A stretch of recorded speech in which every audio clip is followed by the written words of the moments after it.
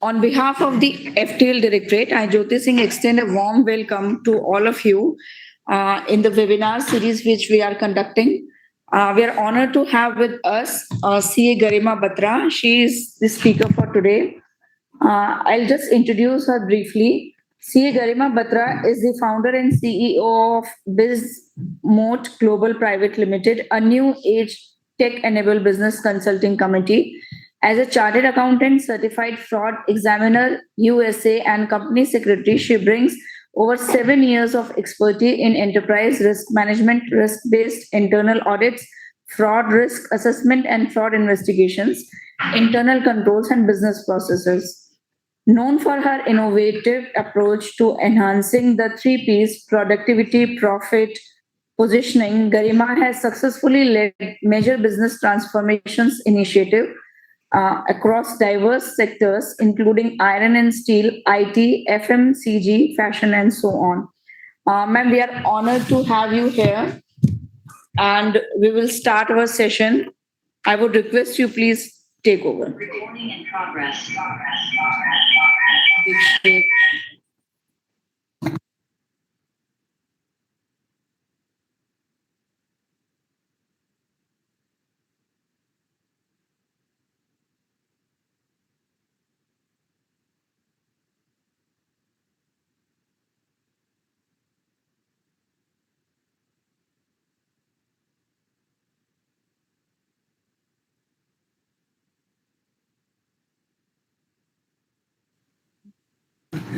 Am I audible?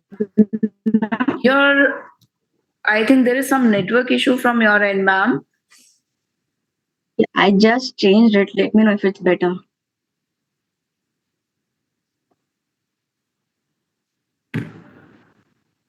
Yeah, it's slightly better.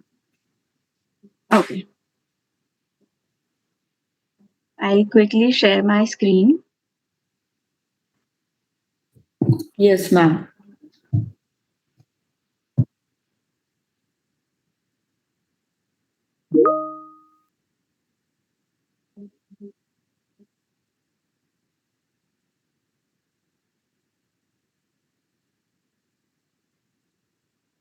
Yeah, let me know once my screen is visible. Yes, it is visible. Okay, great. So good evening, everyone, and welcome to this session on a very important topic: understanding and combating modern financial frauds. So it's a topic that is very important now because it's almost like every one of us might have got a call or an SMS or an email sometime or the other, like for say, sir or madam, your KYC needs to be updated, or else your bank accounts would be closed, or congratulations, you have received an amount of 30,000 as reward as a lottery. So do share your these details, OTPs, Aadhaar number, and whatsoever, and you will get the rewards. So it's every other day that we receive some or the other SMS calls, emails, something like this that is happening around. So which is why this topic is very important for us to cater to the large audience to understand this in detail, that what are the kind of frauds that are taking place now in the market and how we should be aware of it, how we should protect ourselves from falling into the traps of these fraudsters. So let's start with a very interesting story here. So, how many of you have seen the Jamtara scam series on Netflix? It is entertaining. I think many of us might have already watched it, but the point to be noted here is that it is not just a Netflix story. It's a real scam that has shaken thousands of people across India. So, what was this scam about? It was about ordinary young men in a small district of Jharkhand, that was Jamtara. They used just a phone call and a fake call ID to cheat everybody, even highly educated professional people. What was most surprising, that the fraudsters didn't use any advanced technology or hacking or any such means. It was simple use of phone call, fake IDs, and simple tricks that led to even sophisticated, educated people getting fallen into these traps. So let's take a closer look of how the Jamtara scam really worked. What was the modus operandi? Step one was that they used to acquire SIM cards. So multiple SIM cards were taken based on fake identities and forged documents. Second was phishing, that we also call as wishing. That is over call. So they used to call victims posing as bank officials or authorities from e-wallet companies or so. The calls would be like, your KYC is pending. Please share your ATM card details to keep your account active, or else your account would be closed in the next 1 day or so. Or else the calls would be like, you have one cashback reward. Just give your card number and PIN to claim the rewards. This was the kind of call that they used to take place. So most people, what they used to do, they used to fear the closure of their bank accounts, or they used to get excited about the rewards that they were going to get, and they revealed these details without a second thought. But the scam didn't stop here. Once they had these details, the ATM card, debit card numbers, pins, OTPs, whatever, once they had these details, the next step was money laundering. So they used fake SIM card that was acquired from forged IDs, and then once they get the money, they would quickly transfer the money from victim accounts into the e-wallets. So those funds were then layered, moved across multiple e-wallets and fake bank accounts that were created with forged KYCs. And finally, after multiple layering, the cash was withdrawn in smaller amounts, that which made the follow up on the trail very difficult because of the small amounts and the multiple layering that was done. So at its peak, Jamtara became India's fishing capital. That it was so notorious that you can imagine a Netflix series also is made about it. So, what were the key characteristics and what was the impact of the scam? Like I already said, it was a low tech, no high end technology use, just a phone and a fake ID that created financial havoc across India. It was psychological manipulation. Like I said, if somebody's telling you about your account getting blocked or giving you a greed of cashbacks or lotteries or something, there's a psychological manipulation that is there. Then they used e-wallets as a safest and the easiest means to launder the money that they had received. There was an organized ecosystem. So Jamtara became a hub with hundreds of youth that they were trained into this business. So people literally left their schooling, their education, because they could make more money while through operating this ecosystem. And the spread went very much beyond Jamtara. It inspired many other fraudsters across India to carry out this kind of frauds. So why I took this example here is that it captures everything about modern financial fraud. So how simple tricks can outsmart technology. So it's not always like cyber threats are the only frauds that are there that we have to be aware of. These were simple tricks that were used, and how human psychology is exploited is what we learned from this, and how fraudsters use even the most basic digital tools to drain people's hard earned money. So, this was a low tech and high volume crime. So, there was no hackers, no sophisticated malware or something, just a phone and a fake call. That's it. So, while we discuss this kind of frauds and scams, so how do we decide that whether a particular scenario is a fraud scenario or it's just an error or something else? It's not a fraudulent scenario. We see it into three basic criteria. First, and the most important, is the intent. If there's a deliberate deception or misrepresentation, then it's said that it is a fraud. If I'm doing something deliberately, like these fake calls were made deliberately to deceive somebody in front of them, so that's why this is a fraudulent scenario. But if I'm doing something without the intent to deceive, then it doesn't come into fraud. A simple example here: if I am showing ghost employees in my organization and then withdrawing the salaries into my personal account, this is a fraud. Why? because there is a deliberate deception or there is a deliberate misrepresentation, and the person who is doing this is gaining something. There's some unfair gain, there's a benefit. So that's why this would come into a fraud. And what is the harm? Yes, the person, somebody would face loss. If I'm withdrawing money into a ghost employee's name, then somebody is facing the damages, right? So it falls into all these three categories. So this is a fraudulent scenario. But if I talk about an example, suppose I'm a manager and I'm telling the employees under me that if you work properly for this 1 year, I'll promote you, I'll give you incentives, I'll promote you, I'll give you bonuses. So the manager, knowing that the promotion is not possible for the newly joined employee to get promoted in 1 year, that's not possible as per the organization's policies. But still, to make them perform better, I'm giving them this, you can say, a bait or something. I'm showing them the bait that if you work properly, you will get promoted soon.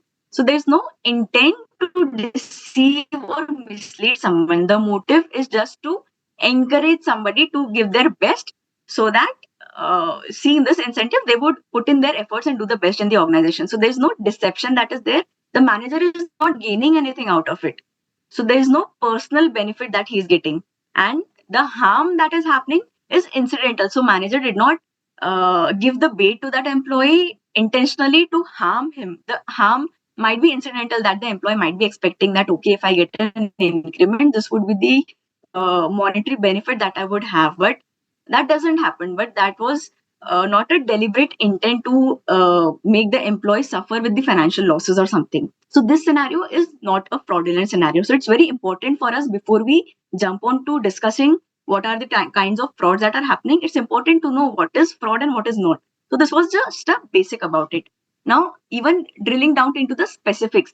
So when we talk about financial frauds, which is the topic for today, financial frauds is when the deception is specifically at stealing or misusing money or the investments or the financial data, anything around the finance. So it can be phishing or wishing, like the Jamtara scam that we have taken an example of, or it could be Ponzi schemes that are investments, fake investment schemes that are showing unrealistic returns and gains to people, or it could be from companies' angle, fake invoices or something, or even it could be stock market manipulation for say.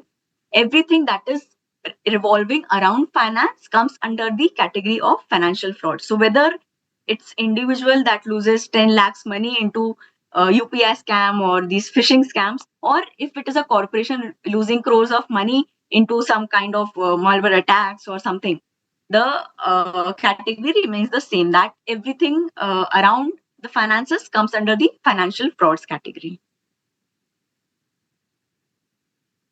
Let's see some statistics here.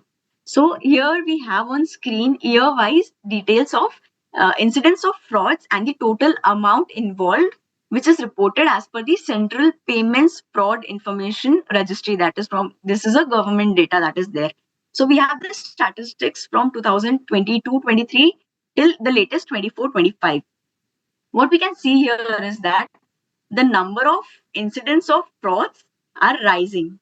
So you can see 19.94 lakhs incidents have rose to 28 lakhs incidents, and in 24-25 the frauds have slightly decreased. But again, if you check the amount in crores, it has almost doubled in a year. So this is a statistics for us to get aware of what is the total loss that is happening because of these fraudulent scenario. So why are these financial frauds rising today? You should think about it, like, why these frauds are rising. So I have drilled it down into 6 factors that are there. First and the most important is the digital explosion. India today is leading the world in the digital payments, UPI transactions, and that crosses billions every month. So while this is a proud moment for us that we have digitized tremendously, but it also means that fraudsters now have more doors to knock on. So there is increase in attack surface for the fraudsters as well. So every new payment app, every digital wallet, every online shop, just a minute. Yeah, sorry. Uh, is it? Let me know if my audio video is visible. Yes, ma'am. Clear, right? Yeah. Okay. Sorry. Yes. So, like we were discussing, because of the digital explosion that has happened in India, there's a lot of more opportunities as well for the fraudsters to scam the people. There are sophisticated technologies that are coming in. So fraudsters are also no longer the uneducated guy with only the SIM cards and the fake IDs or something. They are using AI voices, deep fakes you might have heard of, malwares, bots, and whatnot. So there's easy access also to the hacking tools on the dark web for these fraudsters.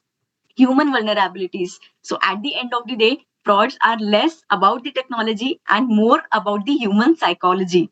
So people fall for messages like your KYC is pending, or your account is getting closed, or your ATM card is getting blocked, or something. So the tactics is to create panic, fear, urgency, greed, everything that is revolving around the human psychology.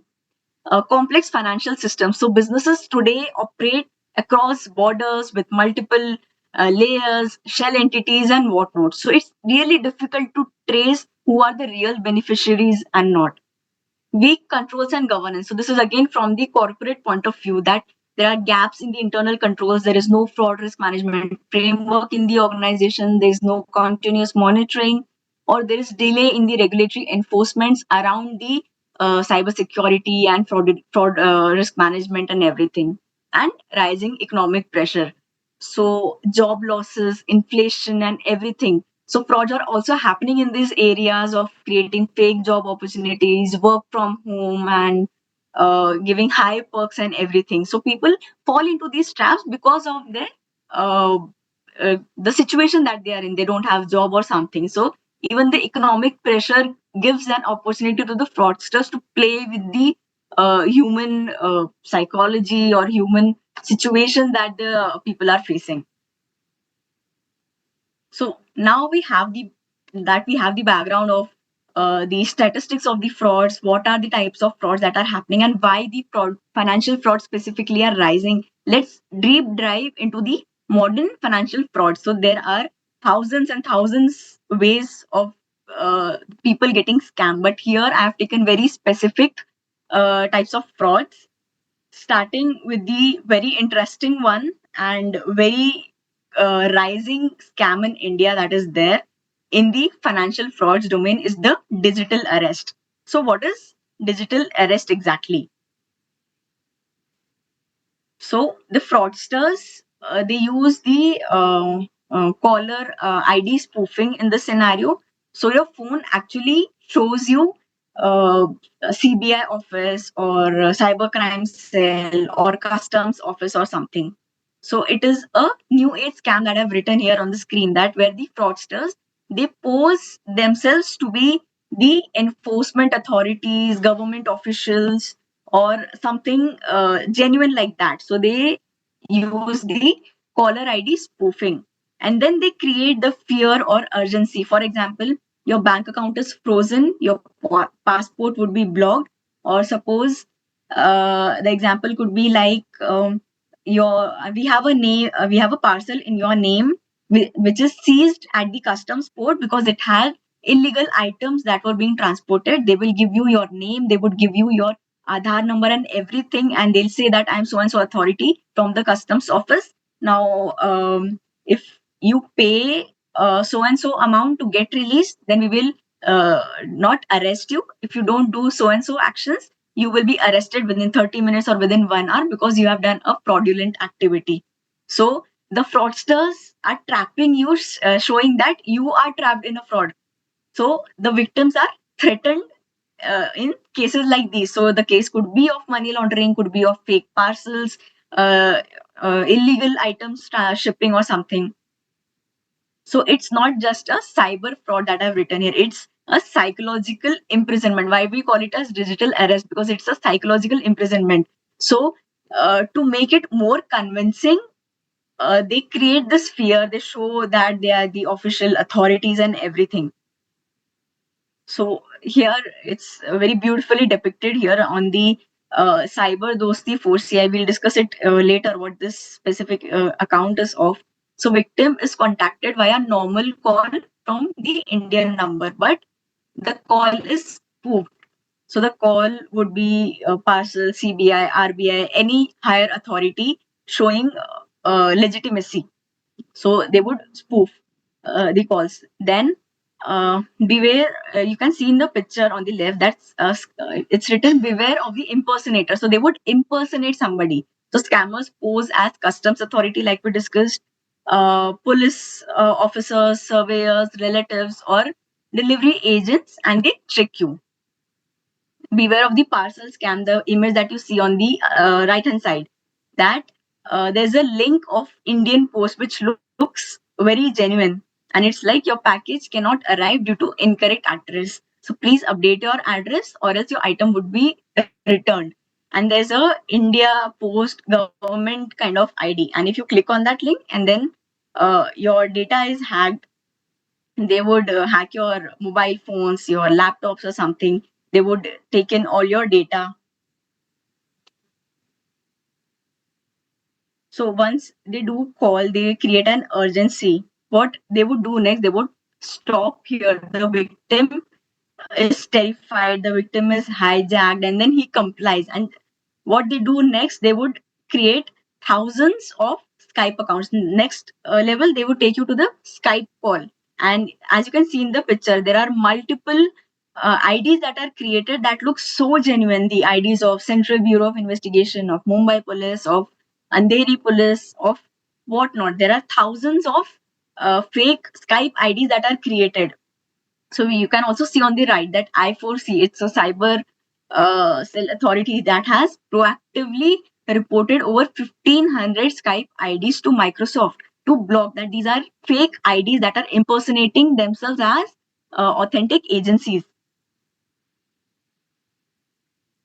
What they would do next, so they would show you their document. They would be well dressed into police officers uniform, and they would have, see the document on the left hand side, it looks so real that it's notarized supervision acknowledgement. It is attested, it looks so real. So these documents are also forged. They impersonated so well. The man dressed in the police uniform is fake police officer. He's posing like I mentioned here as Delhi police here. So they tend to make it so real that people, even though they are in their senses, they tend to get trapped because of the authenticity that they show through this operation. And once they get the money out of you, there are multiple channels for them to encash it. So there are international fund transfers. They would either convert it into physical gold. Cryptocurrency is happening a lot right now. ATM withdrawals are that are domestic also and overseas as well, again into smaller amounts from multiple accounts, making it difficult to track. Cash withdrawals are made from the bank branches, Hawala, Neteller, everything. There are multiple modes for them to release the money that they have taken from this fraud. Next, moving on to the investments or the apps kind of fraud that are there. It could be Ponzi schemes, job fraud that I said. So I have taken few examples here again. Digital advertisement. So for somebody who's looking for work from home jobs, specifically after COVID, if you normally search it on Google, you would see on the left hand, the image on the left hand side, there are many sponsored sites that are there. So those are actually fake sites. They are sponsored, they have paid, and they have their SEOs done. So once you open it, those are sponsored, but they are not authentic websites. If you click there, if you see work 2-3 hours a day and earn 3,000 to 8,000 per day, so they would give you handsome reward, making you click on it and see that if you can make easy money. Once you click there, your data is lost, your scam, your bank account is empty, and whatnot. Then there are channels of online messengers. A lot are happening on Telegram and other social media channels as well. That there's new app launch, just download it fast and everything. And once you do it, there are malwares that are there. ransomware attacks happen. They take they take your data and everything. Then a lot of bulk SMS you might have also seen personally, that you get SMSs like you're shortlisted or you're recruited for a work from home job or for an online job. Get fixed 30,000 a month. Click here to know more and something, and you'll get some link. If you click on the WhatsApp link, if you click on any external link, and then they would take away your data. So bulk SMS frauds are also happening a lot. Uh, Again, this is around the investment scheme. So Ponzi scheme, like we discussed earlier. So what happens is that they would take money from you, show you higher returns. If suppose you're getting returns from mutual funds or something for around 12%, they will show you returns of 18% or so. And what would happen is that to make that scheme look authentic, for a fewer months, you would also receive the interest amount, making you invest more. That okay, this is genuine, I'm receiving the amount, and you will invest more. But what actually is happening is there is no genuine investment that is happening. If I am the fraudster and I'm taking money from A for the investment, now how will I give the interest to A? I will take investment from B, and from his money I will pay out the return to A. So this is a chain that is happening. So once the fraudster stops getting newer investments, newer amounts, then the entire chain would stop. So this is a very, very common fraud of Ponzi scheme that is there.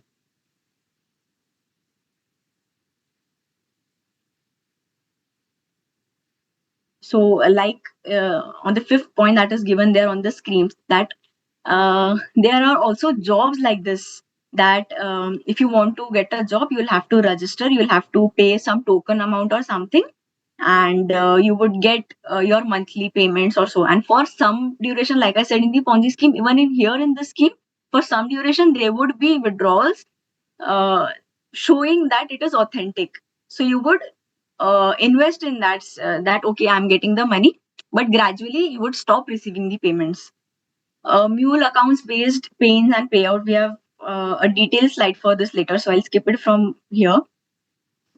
This is again around the mule accounts only. On the right hand side, you can see there are multiple again options here: crypto assets, wallet top-ups, ATMs, and check withdrawal. So money exit, there are multiple ways by which you could do the extract the money out of the system to prevent from getting caught.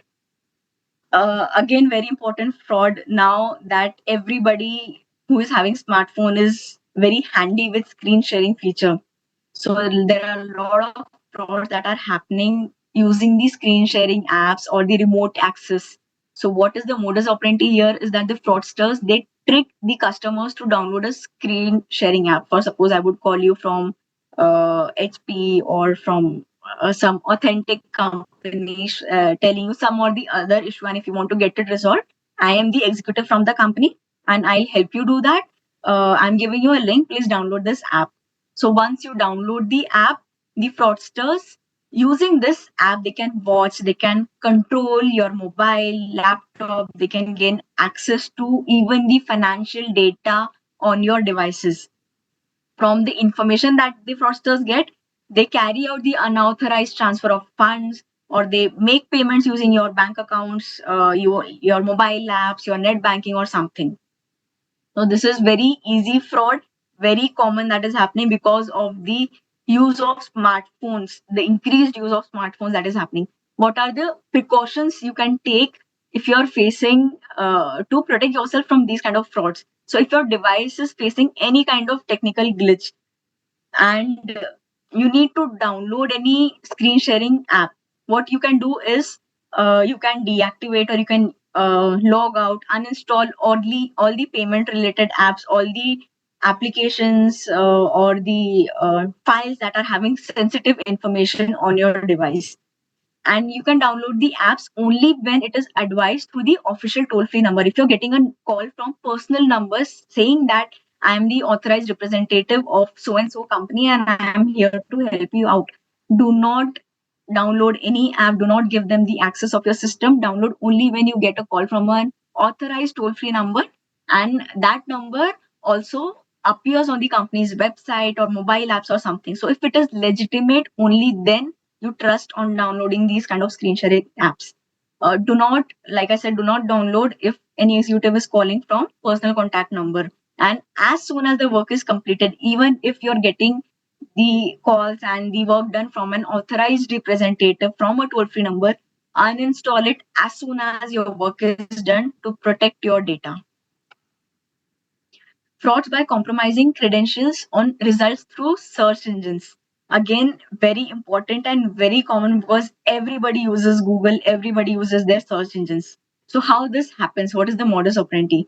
Customers use search engines to obtain contact details or customer care numbers of their banks or insurance companies. So, any technical issue that I'm facing, my mobile app is not working. I'll go to Google and I'll check for PNB Bank.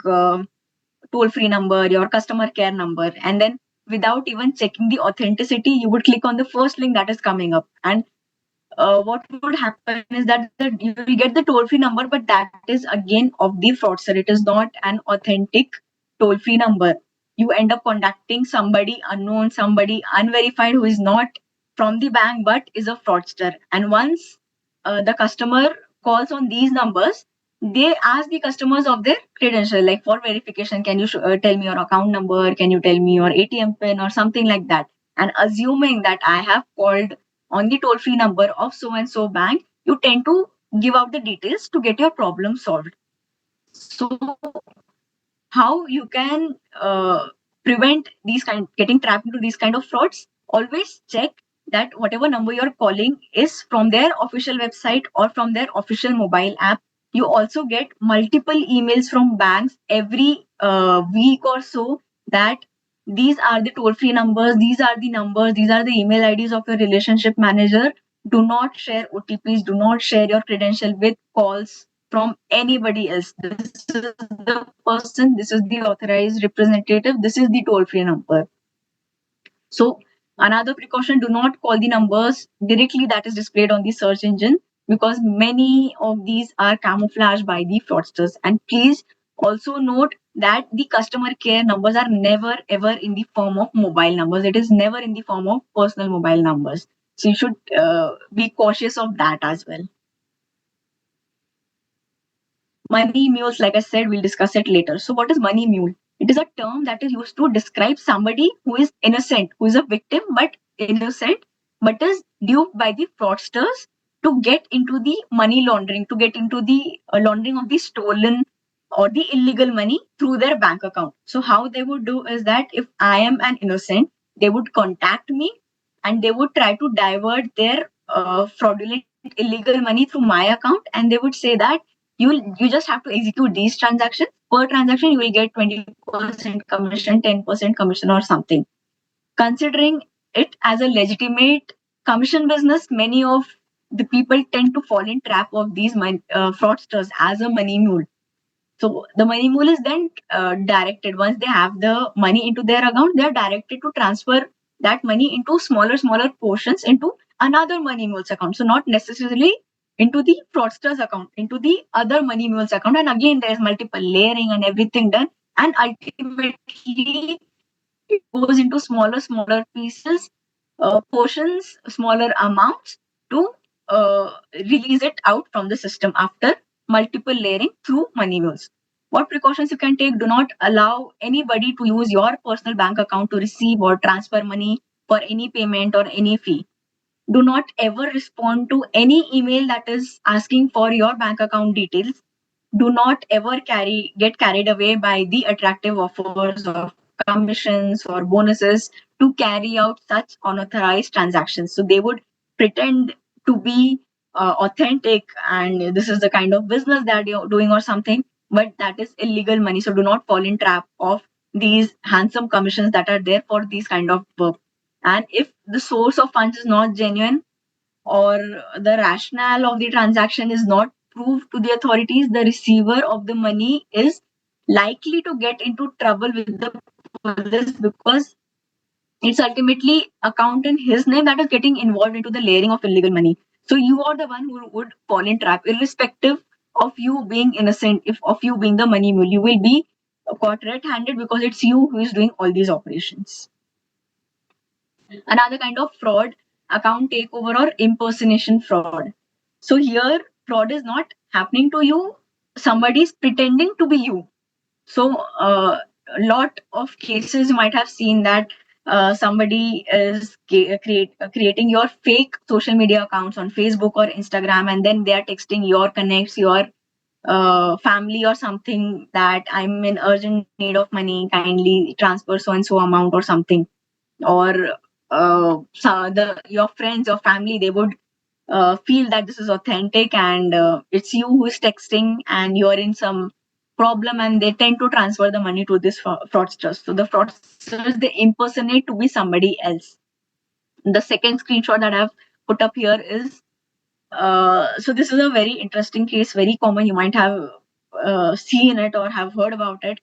That you get a call from the fraudster that I am so and so, and your husband, your father, your mother, they have asked me to transfer an amount of, for say, 25,000 into your account. So you would say that, oh, is it? Because I am not aware of it. मुझे तो ये नहीं बताया गया था that I am supposed to receive money on their behalf. Then they would say that, yes, I just had a word with your father, mother, whatever, your husband, and they have asked me to transfer it to you. So I'm transferring the amount. Now, generally, you would feel that if somebody is paying you, maybe it's authentic, because why would fraudster give you money? So the fraudster would then say that, okay, I'm transferring.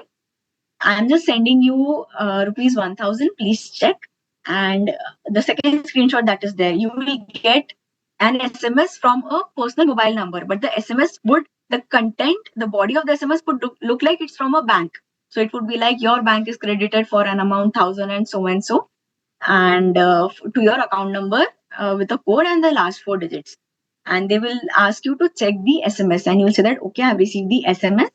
I have received 1,000 rupees. Then they would send you, for example, if the fraud is of 20,000, 1,000 they have checked, they have transferred to check. Then they will send you, suppose 40,000, and they say that, see if you have received. And you will again check the SMS, and you will say that, okay, I have received the amount. And they'll say that, oh, mistakenly, instead of 20,000, I have transferred 40,000. So do one thing, can you please return back the remaining 20,000, the extra that I had sent to you mistakenly? And if somebody is not aware that, not checking the SMS, but actually checking your bank account if it is getting credited, so this way the person would tend to give back the extra amount to that contact number. And ultimately, what is happening is, you are paying 20,000 to the fraudster, and you're not paying attention that these SMSs are not from the bank but from the fraudster into a format of bank. So this is again impersonation or account takeover kind of fraud that is there. This is also very common. Now, some of the tech-enabled fraud, phishing, we have taken an example earlier. Also, I have few examples ahead. Ransomware, what happens here is that some malicious software is put into your system either through email, links, or anything. And that software, what it does, it encrypts all the data that is there on your device. And if you want to retrieve the data, you will get an email or call from the fraudster that if you want the data to be released, please pay me 1 lakh, 10 lakh, whatever, some handsome fee in exchange of getting your data released because of the ransomware that you had installed, got installed in your system because of clicking on some unverified links or something. Another kind of fraud from the corporate angle is the business email compromise. So it is not an email that is getting received from a fake email ID, but it is from an authentic domain name. So, for example, if I'm using the domain name of garima@bismodeglobal.com, the email would actually come from that domain name because the fraudster is hacking the authentic domains. So, if I'm the owner of the company and the fraudster has access to my email, what they would do is they would send the email to my team. Suppose pay rupees 1 lakh to this and this account on a to this and this account number, and he's our vendor, he's a newly onboarded somebody, you'll have to pay this amount. And the email is sent from my email ID to the accounts person. What they do is they also copy the manner in which the person is writing emails. So the fraudster would check the previous trail and he would see in what language I'm writing the emails, and he would ultimately copy that tone and he would send the email to my accounts team. What additional they would do is that they would create urgency. Please kindly transfer so and so amount to this account within the next 1 hour or so. It's an urgent payment that has to be released. The accounts team, they would see that, oh, I have received email from the owner of the company and I have been asked to do it on priority. Though I have not had a word or something, but since I have the email, let's do it without even checking it, because since it's from the owner, it appears to be authentic. And once the payment is released, then you see that, okay, this is not something that the owner has actually sent an email himself. So this is a highly targeted scam that is there in the corporates, that is done to manipulate their employees. So it could be either to release the payment or to release some confidential information that please give me access to this data, urgent need or something. So it can also be for getting information out of the system. Few examples here of phishing. First one, if you see the email, it would look very authentic, very well it's written in a very good format. You'll have the logo and everything, and then you'll get a link. The link would also look legitimate, but once you click, it's a fake link and your data gets leaked. Another one that is there on the right hand side, it's latest, it's just 2 days back from the news that the scam is regarding Google.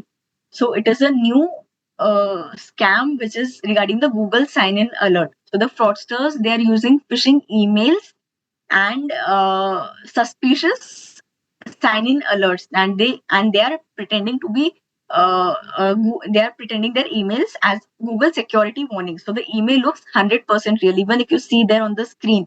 So it's written that we notice the new sign into your Google account on a Windows device. This is how the Google emails you see from Google's, in the same language, in the same tone, in the same format. And if it's not you, then we'll help you secure your account and please click on this link. This is how Google sends you emails whenever you are having a sign in on new device. And once you click on the check activity, it's a fake link, and the link diverts you to a fake login page. And when people enter the passwords, your accounts get hijacked. So this is very latest, just 2 days news from 2 days back. You can see even the date, 26 August news it is. So this is how smart the fraudsters are into these technological scams. Communication scams. So like I discussed earlier also, there are automated calls, there are voice based scams that are attempting to solicit the personal information. So even if you don't speak to them on call, if you're getting telecalls, you pick up once, the call gets cut. It happens twice, thrice. After 3 times, the call gets cut automatically. Your bank account is debited. Some or the other way, they have the access to your system. They get the access to the OTPs and they empty your bank account. So this is how dangerous these robocalls, the phishing calls are. SMS phishing, we also call it as smishing, that text SMS scams that use deceptive links or urgent messages. We have seen few examples before. And email spoofing, of sending emails with false sender address. So what is the difference between business email correspondence, business email compromise that we have seen earlier, and email spoofing? In business email compromise, there is an authentic domain ID that is used. If it is bismodeglobal.com, the email will be from bismodeglobal.com. But in case of email spoofing, the domain would be slightly changed. It would be bismodeglobal.co.in. So if somebody is receiving email from Garima at bismodeglobal.co.in, you don't tend to check it in such a detail that, okay, this is a slight manipulation that is there, and this is how it it makes the recipients trust that this is from an authentic source, from a legitimate source, and this is often used in phishing. Now, some of the e-commerce frauds that are there. First, and the very common, card not present fraud. So online transactions are made without physical cards. How it happens? Your cards get stolen, or some or the other way, the fraudsters have access to cards. In online e-commerce transaction, you don't need to swipe or anything. You have the CVV, you put in the details, and it's also hard to verify the cardholder's identity into these e-commerce platforms. So how these frauds get detected? Once you get the credit card bills or something, so the fraudster who is using somebody else's card, enjoys, he orders, uses the products and everything, and the person who is actually facing this gets to know once they get the credit card bills or something. Then is the chargeback fraud, when a legitimate purchase is disputed fraudulently by the card holder, and then they receive goods for free. You might be knowing that many of you you have the option on the apps on Swiggy, Zomato, Flipkart, everything that if the product is damaged, we'll give you a refund or something. So you have an option to raise a dispute, to complain, and if the issue is legitimate, the company tends to give you a refund of the payment, and you also get to keep the goods because it is damaged or something. So this is also a very common fraud, that it is fraudulently disputed. Refund fraud, so exploiting the return policies for financial gains. So uh, there are many empty boxes returns, the cases of empty boxes returns. You might feel that this is very basics and companies tend to check, but no, companies actually face losses into these chargeback and refund frauds and everything. Gift card frauds, unauthorized use or resale or generation of gift cards through stolen data. This is also a very common kind of fraud into the e-commerce scenario. Again, there are account based and operational fraud. So many companies tend to give you a new user discount or voucher or something. So the fraudsters tend to exploit this by creating multiple fake accounts and exploiting the rewards or the coupons that are given to the new users. Drop shipping frauds, again setting up fake online stores which collect the payments for products, and the products are not delivered, and they often also disappear after the order is placed. They take the payment, the product is not delivered. So this is a drop shipping fraud that is there. Triangulation fraud, we have it in detail. So it is a multi party fraud.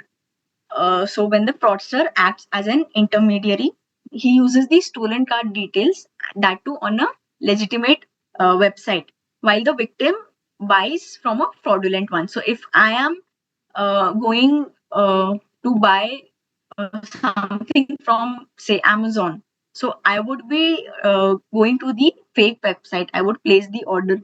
The fraudster is the one who would do it on the authentic website with the victim's card details. The fraudster would benefit from the product. The person who is the victim, he doesn't get anything. He doesn't get the product. He gets the payment, and ultimately, what he would do, he would claim on Amazon that product not received or something, and then he will get the refund. The company faces the loss here. The company faces the chargeback here. So victim orders from a fake website. Fraudsters buys from legitimate merchant with the stolen card. Legitimate merchant ships to the victim. The merchant faces chargeback and victim gets the goods. So what is the challenge here? That this appears to be very legitimate and it is very difficult to detect, and it is detected only when once the chargeback is faced by the e-commerce company. So a very famous example here of Flipkart's 2.3 crores fake return scam. Like I said, fake return seems to sound very simple, but no, company has actually faced 2.3 crores of fraud before detection. So what was the modus operandi? Utilize multiple accounts with stolen identities, place COD orders, swapped genuine products with the sophisticated fake products, and secured full refunds within the policy timeframes. So this case highlights the vulnerabilities into the customer-friendly policies also. So at times, even the customer-friendly policies harms the e-commerce companies because of the frauds that takes place. So this is a sophisticated triangulation fraud scheme which demonstrates how the criminals, they exploit the lenient return policies, and this in bits and pieces once accumulated leads to crores of financial losses for these e-commerce companies. Now, how do we prevent these digital frauds? What are the precautions you can take while undertaking the financial transactions? So, first is that you have to be well aware, very suspicious of any pop-ups that come up on your website during browsing. So, at many a times you go to a website, you get those advertisements as pop-ups. beware that you don't click on any of those unverified links. Then once you browse anything, always check whether it is a secure payment gateway. So you have HTTPS and there's a URL with a padlock symbol that is there. Always check whether this padlock and the HTTPS secure payment gateway is there before you make any online payment on the web. Keep your PIN, your passwords, your credit card details, your debit card details, specifically your CVVs, private. Do not share it over calls or even over WhatsApp. You'll have to be very cautious that don't share these kind of data anywhere openly, and keep it safe with you. Avoid saving these kind of card details also on the websites or public laptops or your desktops anywhere, because once those devices are stolen or the websites are not legitimate, your data, your what sensitive data would be lost. Always turn on two-factor authentication wherever you have such facilities.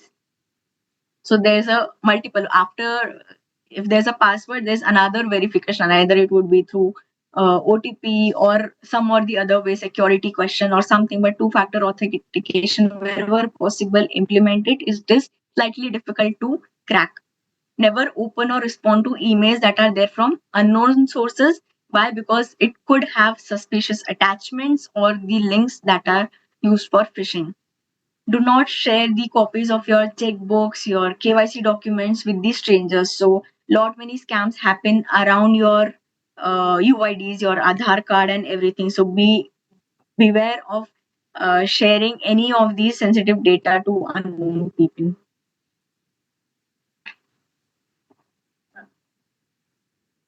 For your devices and computer security, you always hear of you have to change your passwords at regular intervals. Antiviruses are very important. You should also install the updates that are there on the antivirus, which we mostly tend to miss. Whenever there's an update, you should immediately update your antivirus in the system. And always scan for the USB drives, for any of the unknown USB drives that you put into your system before you even use it. Always scan it for viruses or any of these the dangerous malwares or anything. Do not leave your devices unlocked. Very basic. Always lock your devices whenever you go anywhere. Configure auto lock after a specified time. You have these features on all the devices. Do not install any unknown application or software on your laptop or phone. Even if you're installing any application on the laptop, check that it is from an authentic website. It's from the Play Store, from the MS Store, or from the authentic Microsoft website. Do not download it from any source, and do not store your passwords. Many of us have the tendency to have notes of their passwords on their systems, sticky notes, or the devices. So do not keep your passwords on any of these platforms. For safe internet browsing, avoid visiting unsecured websites, unsafe websites. So if you have antivirus in your system, it gives you warnings that this websites tend to be suspicious. So do you want to visit it? You have to confirm there. Avoid using unknown browsers. Avoid using saving passwords on public devices, on websites, or anywhere. Avoid entering secure credentials on unknown websites, like we discussed it earlier. Do not share your private information with anyone, specifically also on the social media. And also verify the security of the web page, like we discussed, with the padlock symbol. For safe internet browsing, always use virtual keyboard on public devices, because the keystrokes that are there on the keyboard, that can be captured. So if you're using public system, always use the virtual keyboard. Log out of the internet banking immediately after use, be it your personal device, be it your public system, be it anything. Password update, you have to do it periodically for internet banking as well. Do not use the same passwords. Many of us have the tendency to keep the same passwords everywhere to for us to remember it easily. For every portal, you should have a different password, and avoid using public terminals for financial transactions like cafes, cyber cafes, or anything. For email account security, do not click on the link sent through email from unknown sources like we discussed. Avoid opening emails on public or on free networks because that could lead to a risk of data leakage or something. Do not store your secure credential bank password specifically in emails. For password security, like we know, it should be alphanumeric, it should have symbols, special characters, and everything. It should have minimum number of digits. Keep two-factor authentication for all your accounts, like we discussed earlier. Change your passwords and avoid having date of birth, your spouse name, your surname, your name, your vehicle number, any of these things as your password. It's very easy to crack. Precautions related to debit credit card: you should deactivate uh, the features of credit debit card for domestic international transaction in case you're not going to use the card for a while, and activate only when it's there in active use. Similarly, NFC feature should be deactivated if the card is not used. Before entering PIN at any point of sale site, or whether you're using card at an NFC reader, you must carefully check for the amount that is displayed on the POS machine. Never let the merchant take the card away from your site while swiping. You will have to be very cautious on that grounds as well. Again, very common thing, cover the keypad while entering the PIN at the POS site or at the ATM because uh, there can be chances of leakage of your sensitive passwords, pins, and everything. Now, how can we check if our mobile phones or devices are getting spied or having unauthorized, somebody's having unauthorized access to it? So if there are any unfamiliar applications that gets auto downloaded in your system, then it's a red flag that there is something wrong. Somebody's spying, somebody's having access. If your battery is draining faster than usual, this is also a sign that somebody is unethically using your device. Phone turning hot is also a sign that somebody might be running a spyware in the background of your device. Or when there's an unusual surge in the data consumption. So all these things might be very common for you, that okay, my battery is draining, maybe my device is old, or maybe there's some issue in my phone, that is why there's this app that is getting downloaded. It's very common, but you'll have to be aware that this can be a red flag of any fraud that is there. Spyware apps might sometimes interfere with phone's shutdown process also, so that the device fails to turn off properly, or if it can also take long time to do so than normal. And note that text messages can be used by spywares and malwares to send and receive data. Very important for us to note that text messages can be used for this stuff. Actions to be taken after occurrence of fraud. Now we have seen what precautions you should take after the fraud has occurred. What you can do: block not only your debit card, not only your credit card, but also freeze the debit in your bank account which is linked to the card, to the cards. You can visit the branch, you can contact the official customer care number from the app, from the website or something, and you can get the account also freeze, not only getting the cards blocked. Also check and ensure the safety of the other banking platforms, net banking, mobile banking, to prevent further perpetuation.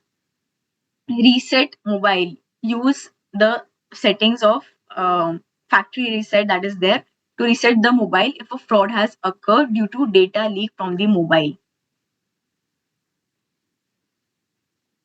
This is from the e-commerce angle, that you can have technical controls such as MFA, device fingerprinting, machine learning fraud detection mechanisms. You can have process controls such as continuous monitoring, transaction monitoring, incidence response. You can have behavioral controls such as you can check the behavioral analysis for, say, for a specific location. There the order is getting placed from multiple different cards, so this could be a red flag from the company that maybe stolen cards are getting used, because every time a different card in a different name is getting used in this location. Velocity checking, pattern recognition, these behavioral controls can also help in preventing frauds from the e-commerce company's angle. MFA, like we discussed, that traditional layer of PIN, password, security question is foundational. Everybody uses this, but it's very vulnerable. It's easy to crack. What you can do additionally, you can use OTPs that is sent on mobile devices, or there are authenticator apps which significantly enhance the security. You also have Google Authenticator.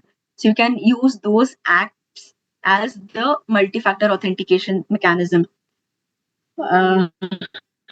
It adds an essential layer of protection and requires users to provide two or more verification methods. So it gets difficult for the fraudsters to penetrate in. Another important mechanism strategies that are there, IP whitelisting. So many companies do use it. So there's a mechanism that restricts the access to the system to only pre-approved IP addresses. So any sensitive data that is there or any internal systems access is required, it would be given only to those pre-approved IPs. So even if the IP is authentic but not approved by the company, then it won't have access to it. So it is called IP whitelisting. Geo blocking could be like you could block the access from high risk areas, maybe a nation or maybe some geographical place or something. So it would be a specific fraud mitigation mechanism. So these both are network level controls which help in limiting the exposure to fraud. So it doesn't guarantee that fraud would happen, but again, you would limit the exposure to high risk areas. Data encryption, like we said, that encryption can help you secure your sensitive data during transmission. So always try to encrypt the data, password protect, encrypt it while transferring it. Secure payment gateways, you should always use secure payment gateways like we discussed. So platforms such as Razorpay, PayU, they are very common. They act as intermediaries, but they ensure that all the payments are done in an encrypted manner. So those are secure payment gateways. So always use these kind of payment gateways. HTTPS protocol and padlock icon we have already discussed. There are many regulations as well around these areas. The GDPR, the DPDPA, the PCI DSS. So even the regulations are getting stringent to ensure data protection, data handling, security, and everything. So a lot of development is taking place on this side as well. Again, for the cyber fraud specifically, there are cybercrime helplines. 1930 is the contact number. You can report it there. Or there is also a national cybercrime reporting portal that is there, where you can easily report frauds and you can save the amount that is lost. You can recover that. You can report the kind of fraud. So these are the portals, the mechanisms that are there for you to help you fight against the cyber fraud specifically. Again, apart from this, like we have seen a few screenshots before, there are a lot of advisories, there are a lot of alerts that are continuously uploaded by the government on their social media handles on their website. One I would also show you here.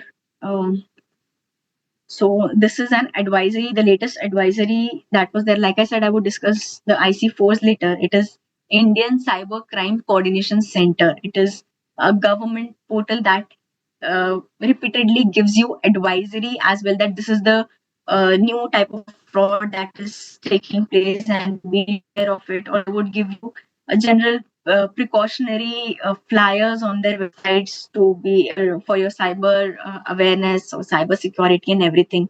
So this is the latest 8th April 2025 is the advisory date, and they have issued the advisory regarding the fake captcha filling jobs. So like we discussed, there are many jobs that give you handsome amount for trivial petty tasks, and you tend to get trapped. So they are asked to pay some registration fee, training fee, or software charges or something.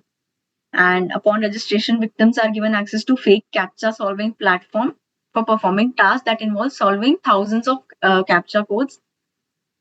and after a few weeks or months, the victims are not getting paid, like the fraud that we discussed earlier. So the point here is the advisories are issued periodically on these websites, on their social media channels. So this is how you can be aware of any frauds, that the new kind of frauds that are happening around. So the digital frauds, there are, like we discussed earlier, there are n number of frauds that would have that are happening. There are n number of newer ways. The fraudsters are smart enough to bring in new mechanisms every time. So it's very difficult to cover everything within hour or two or so, but I've tried to keep it concise and to the point, and discuss the most relevant modern crimes that are there, and basic precautions that we can take.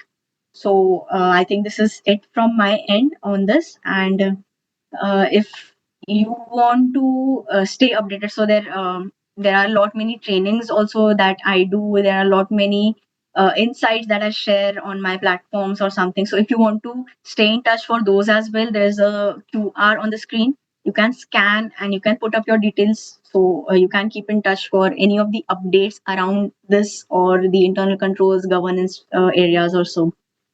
uh, Thank you so much, everyone, and if there are any questions, we can take it up.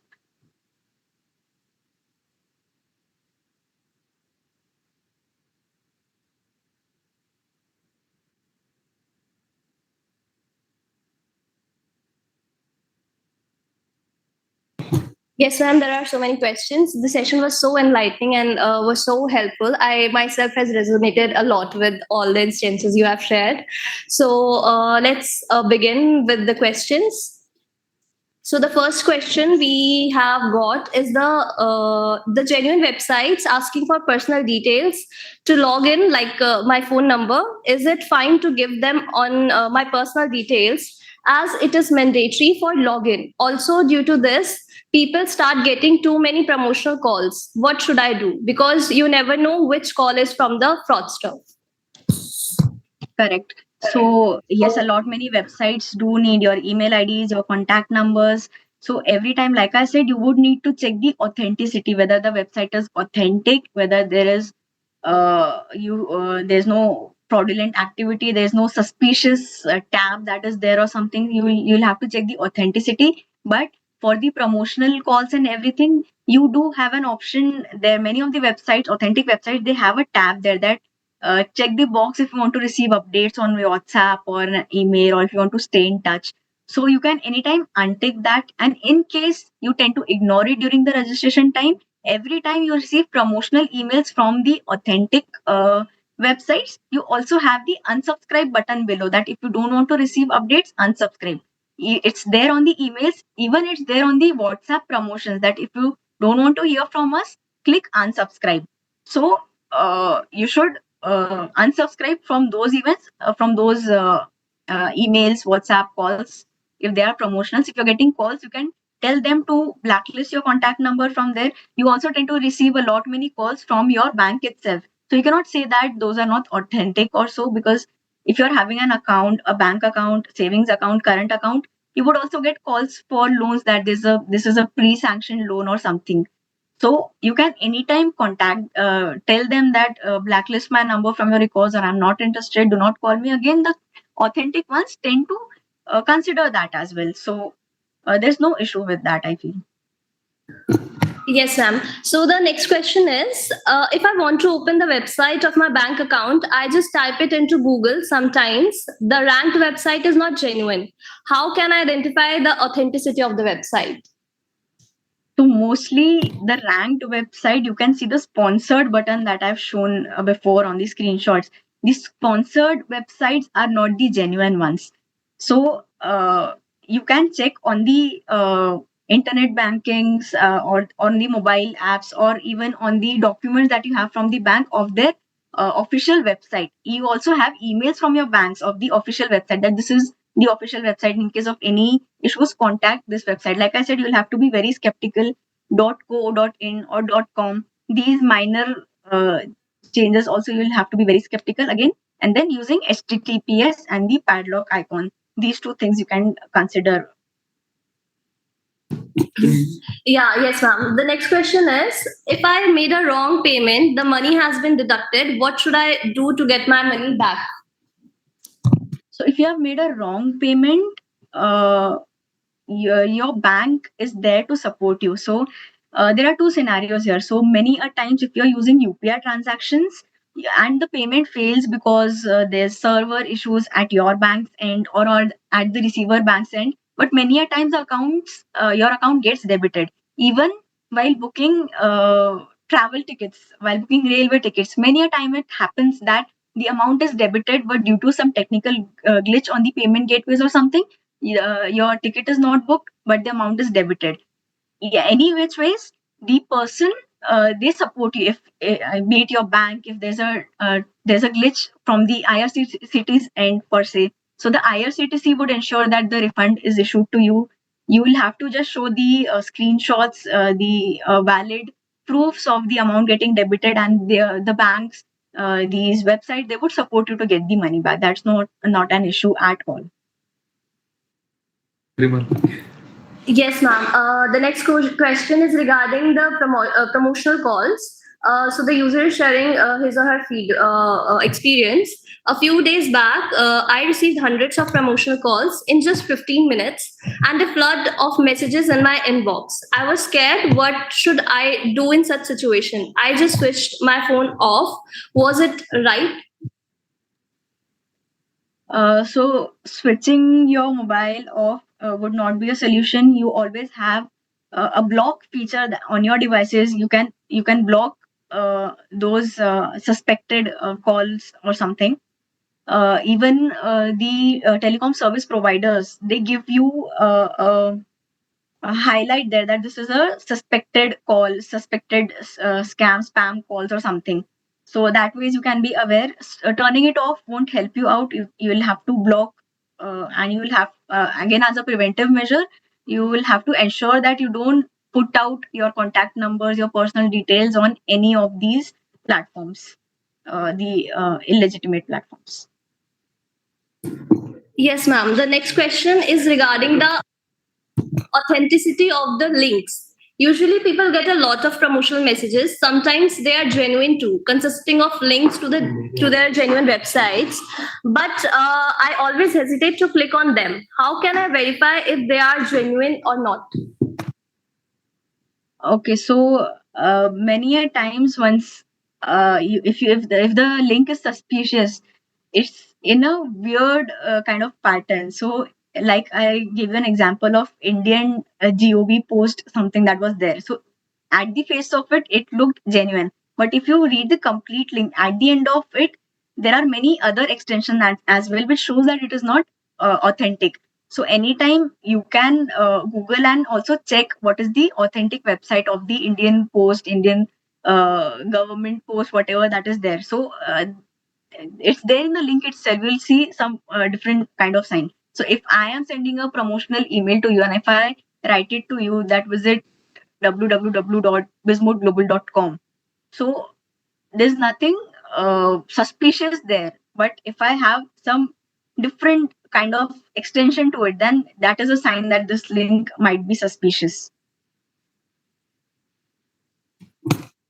Yes, ma'am. The next question is regarding the report of the fraud that the user had come across.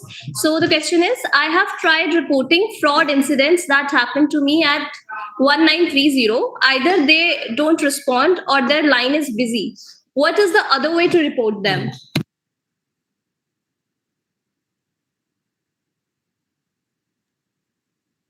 So, like I said, there is a grievance portal as well. I move back again to that slide.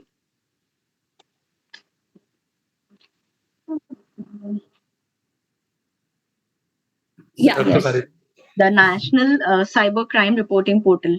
So here you have the option to lodge your complaint. You also have the option to track your complaint, to escalate if that is not solved.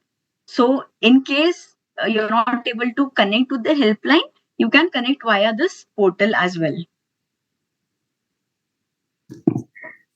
Yeah, ma'am. The next question is there is a new trend of e-rupee slash digital currency nowadays. How is that different from making UPI payments?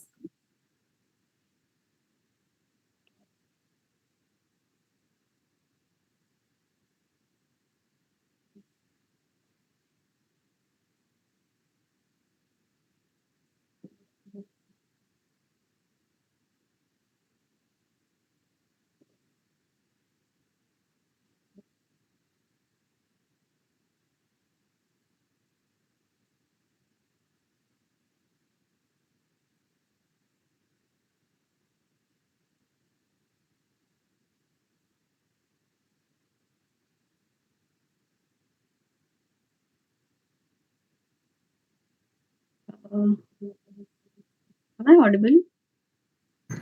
Yes, ma'am, you are audible now. Yeah. Yeah.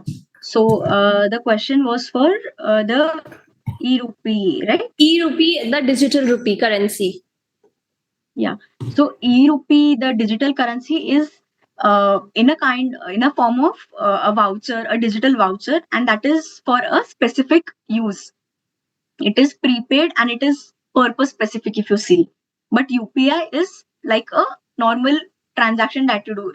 Instead of cash, you're doing it digitally. So there's no predefined purpose, there's no predefined voucher that is there in the UPI system. But the e-rupee, the digital rupee, that is having, it is purpose specific and it is a form of a voucher or coupon codes or something. Yeah, okay, ma'am. The next question is what should I do if I lost my phone with banking app installed? You can contact your banks to get the mobile applications, to get your internet banking deactivated. So the next question is it is regarding one incident that happened to the user. Once I had bought a dress from an online website that I came across through an Instagram ad. The website seems too genuine. I made a cash on delivery order. However, the order I received was not the correct item. I requested for return, but that option of for the return has disappeared later on. I have complained the same to 1930, but no response or assistance I could seek. They are saying that since you have not paid it digitally, so we can't consider it as an online fraud. What can I do?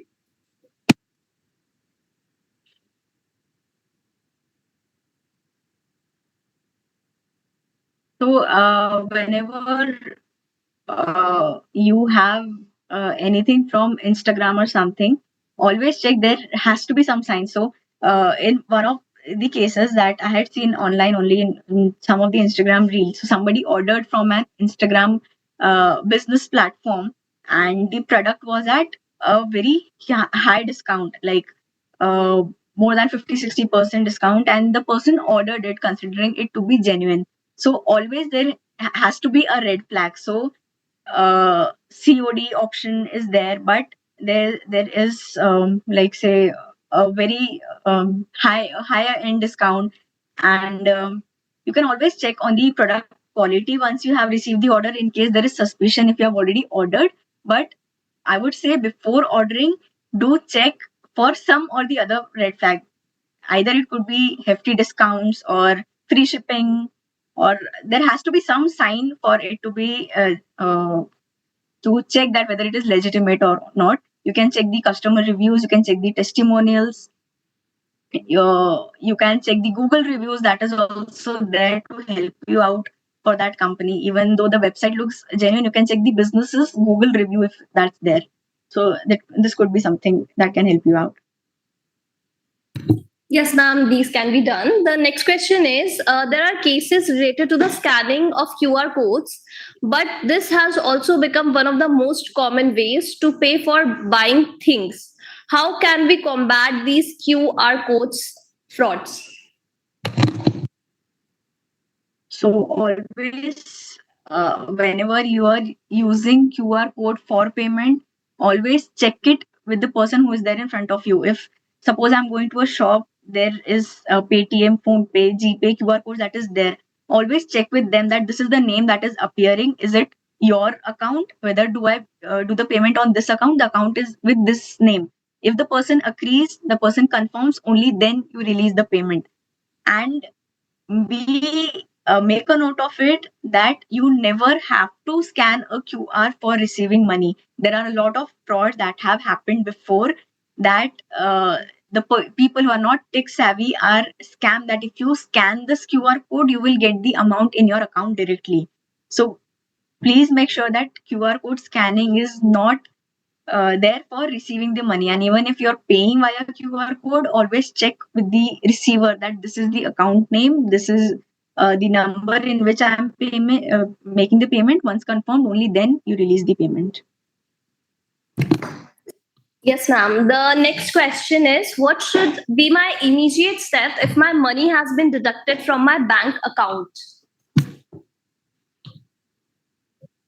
If the money has been deducted, like I said before, contact your bank immediately, raise a complaint, get your accounts, your cards, your accounts blocked, and your bank is there to help you out. Your banks only would help you out in these cases, but you will have to do this on priority.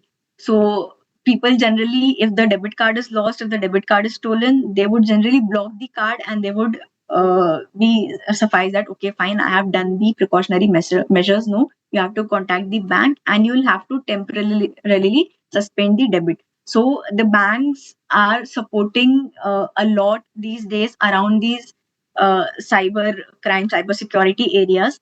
In fact, they also have systems like, personally, in my case, that has happened with me, that I had my bank's mobile application installed, and I had reset my phone for some reason.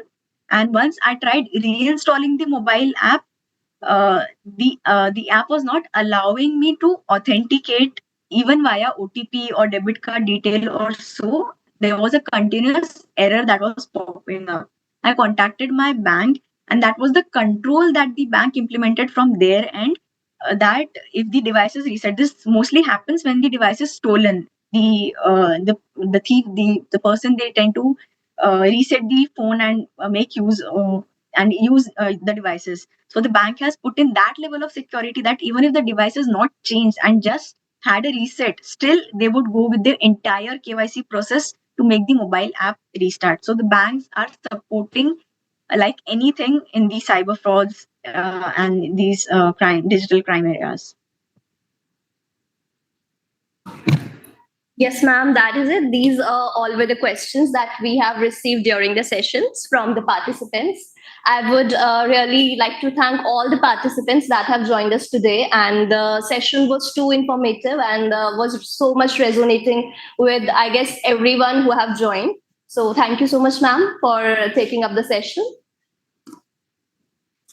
So I think we should end the session now. So I would request the tech support team to just end the live.